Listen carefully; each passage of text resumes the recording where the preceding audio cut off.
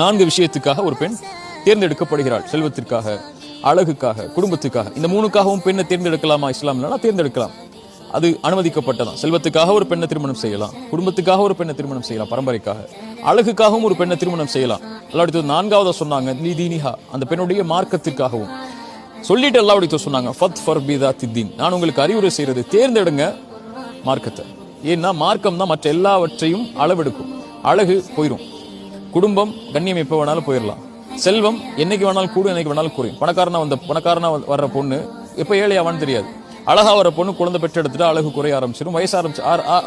வயசாக ஆரம்பிக்க பெண்களுடைய அழகு குறையும், அவங்க முதுமை அடைஞ்சிடுவாங்க. அப்ப அழகுடைய பார்வை நமக்கு ஒரு ஆணுக்கு இருக்காது. செல்வம் பெருசா தெரியாது கொஞ்ச நாளைக்கு அப்புறம், குடும்ப உறவுகள் குடும்ப கண்ணியம் எல்லாம் பெருசா தெரியாது கொஞ்ச நாளைக்கு அப்புறம்.